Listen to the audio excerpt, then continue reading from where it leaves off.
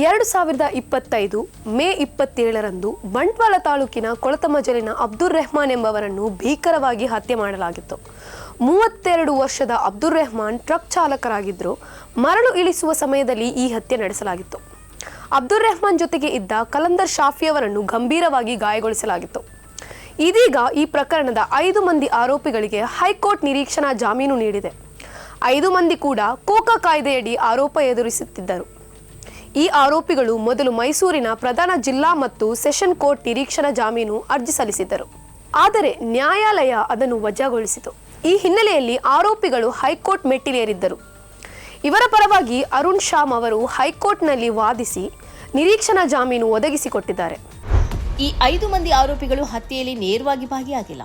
ಹತ್ಯೆಯಲ್ಲಿ ಭಾಗಿಯಾದ ಆರೋಪಿಗಳಿಗೆ ಇವರು ಆಶ್ರಯ ನೀಡಿದ್ದಾರೆ, ಊಟ ಹಾಗೂ ಪ್ರಯಾಣಕ್ಕೆ ಹಣ ನೀಡಿದ್ದಾರೆ ಎಂಬ ಆರೋಪವನ್ನು ಹೊತ್ತುಕೊಂಡಿದ್ದಾರೆ. ಇದರ ಹೊರತಾಗಿ ಇವರ ವಿರುದ್ಧ ಯಾವುದೇ ಪೂರ್ವ ಅಪರಾಧದ ದಾಖಲೆ ಇಲ್ಲ, ಗಂಭೀರ ಅಪರಾಧದಲ್ಲಿ ಭಾಗಿಯಾದ ಆರೋಪ ಇಲ್ಲ.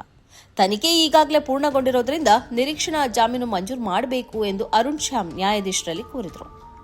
ಸರ್ಕಾರದ ಪರ ಹಾಜರಾಗಿದ್ದ ಹೆಚ್ಚುವರಿ ರಾಜ್ಯ ಪಬ್ಲಿಕ್ ಪ್ರಾಸಿಕ್ಯೂಟರ್ ರಶ್ಮಿ ಜಾಧವ್ ಅವರು ಈ ವಾದಕ್ಕೆ ಆಕ್ಷೇಪ ವ್ಯಕ್ತಪಡಿಸಿದರು. ಆದರೆ ವಾದ ಪ್ರತಿವಾದವನ್ನು ಆಲಿಸಿದ ನ್ಯಾಯಮೂರ್ತಿ ವಿಶ್ವಜಿತ್ ಶೆಟ್ಟಿ ಅವರು ಆರೋಪಿಗಳ ವಿರುದ್ಧ ಕೋಕಾ ಕಾಯ್ದೆಯ ಕಲಂಗಳನ್ನು ಅನ್ವಯಿಸಲಾಗಿದೆ ಎಂಬ ಕಾರಣಕ್ಕೆ ನಿರೀಕ್ಷಣಾ ಜಾಮೀನು ಅರ್ಜಿಯನ್ನು ಸೆಕ್ಷನ್ 22(3) ಅಡಿಯಲ್ಲಿ ಪರಿಗಣಿಸಲೇಬಾರದು ಎಂದೇನಿಲ್ಲ. ಮೇಲ್ನೋಟಕ್ಕೆ ಆರೋಪಿಗಳ ವಿರುದ್ಧ ಕೋಕಾ ಕಾಯ್ದೆಯ ನಿಬಂಧನೆಗಳು ನೇರವಾಗಿ ಅನ್ವಯವಾಗುವುದಿಲ್ಲ. ಆದ್ದರಿಂದ ನ್ಯಾಯಾಲಯವು ನಿರೀಕ್ಷಣಾ ಜಾಮೀನು ನೀಡುವುದಕ್ಕೆ ಯಾವುದೇ ಕಾನೂನು ಅಡ್ಡಿ ಇಲ್ಲ ಎಂದು ಹೇಳಿದರು. ಈ ಹಿನ್ನೆಲೆಯಲ್ಲಿ ಬೆಳಗಾವಿ ಜಿಲ್ಲೆಯ ಖಾನಾಪುರ ತಾಲೂಕಿನ ಕುಸುಮಳ್ಳಿಯ ಪವನ್ ಮಾರುತಿ ಗಾಯಕ್ವಾಡ್, ಅನಂತ್ ನಾಗೋಜಿ ಸಾವಂತ್, ಬೆಳಗಾವಿ ಹುಂಚನಕಟ್ಟಿಯ ಬಿಟ್ಟಪ್ಪ ನಾಗಪ್ಪ ತರಿಯಾಳ, ಶಿವಮೊಗ್ಗ ಜಿಲ್ಲೆಯ ಸಾಗರದ ನವೀನ್ ಕುಮಾರ್ ಅವರು ನಿರೀಕ್ಷಣಾ ಜಾಮೀನು ಪಡೆದುಕೊಂಡಿದ್ದಾರೆ. ಅಬ್ದುಲ್ ರೆಹಮಾನ್ ಹತ್ಯೆ ದಕ್ಷಿಣ ಕನ್ನಡ ಜಿಲ್ಲೆಯಲ್ಲಿ ಭಾರೀ ಆಘಾತವನ್ನು ಸೃಷ್ಟಿಸಿತು. ಇವರು ಸ್ಥಳೀಯ ಮಸೀದಿಯ ಕಾರ್ಯದರ್ಶಿಯಾಗಿದ್ದರು. ಇವರನ್ನು ಹತ್ಯೆ ಮಾಡಿದವರು ಅವರಿಗೆ ಪರಿಚಿತರೇ ಆಗಿದ್ದರು. ಈ ಹತ್ಯೆಗಿಂತ ಕೆಲವು ಸಮಯ ಮೊದಲು ಸಂಘ ಪರಿವಾರದಲ್ಲಿ ಸಕ್ರಿಯನಾಗಿದ್ದ ಮತ್ತು ಕ್ರಿಮಿನಲ್ ಕೃತ್ಯಗಳ ಆರೋಪ ಹೊತ್ತಿದ್ದ ಸುಹಾಸ್ ಶೆಟ್ಟಿ ಎಂಬವನ ಹತ್ಯೆಯಾಗಿತ್ತು.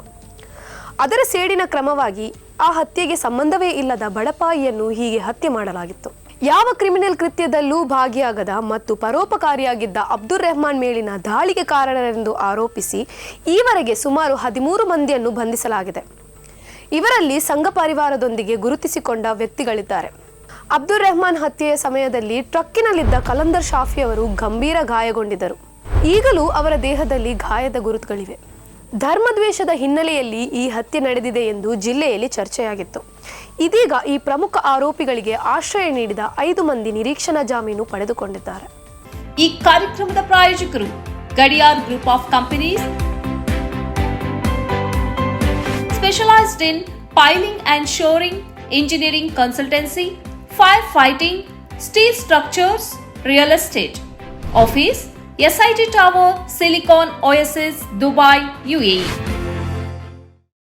ಸ್ನೇಹಿತರೆ, ನಿಮ್ಮ ಅದ್ಭುತ ಬೆಂಬಲದಿಂದ ಸನ್ಮಾರ್ಗ ನ್ಯೂಸ್ ಚಾನೆಲ್ ಈಗ 2 ಲಕ್ಷ ಸಬ್ಸ್ಕ್ರೈಬರ್ಗಳನ್ನು ದಾಟಿದೆ. ಇದು ನಮ್ಮ ಯಶಸ್ಸಲ್ಲ, ಇದು ನಿಮ್ಮ ಯಶಸ್ಸು. ನಮ್ಮ ಮುಂದಿನ ಗುರಿ 4 ಲಕ್ಷ. ಇದು ಕಷ್ಟವಲ್ಲ. ನೀವು ಮಾಡಬೇಕಾದದ್ದು ಸಿಂಪಲ್. ನೀವು ಸನ್ಮಾರ್ಗ ನ್ಯೂಸ್ ಚಾನೆಲ್ ವಿಡಿಯೋವನ್ನ ನಿಮ್ಮ ಸ್ನೇಹಿತರಿಗೆ, ಕುಟುಂಬದವರೊಂದಿಗೆ ಹಂಚಿಕೊಳ್ಳಿ ಮತ್ತು ಅವರಲ್ಲೂ ಸಬ್ಸ್ಕ್ರೈಬ್ ಮಾಡಲು ಹೇಳಿ. ನೀವು ಶಕ್ತಿಯನ್ನು ಕೊಡಿ, ನಾವು ನಿಖರ ಸುದ್ದಿ ಕೊಡ್ತೇವೆ. ಧನ್ಯವಾದಗಳು.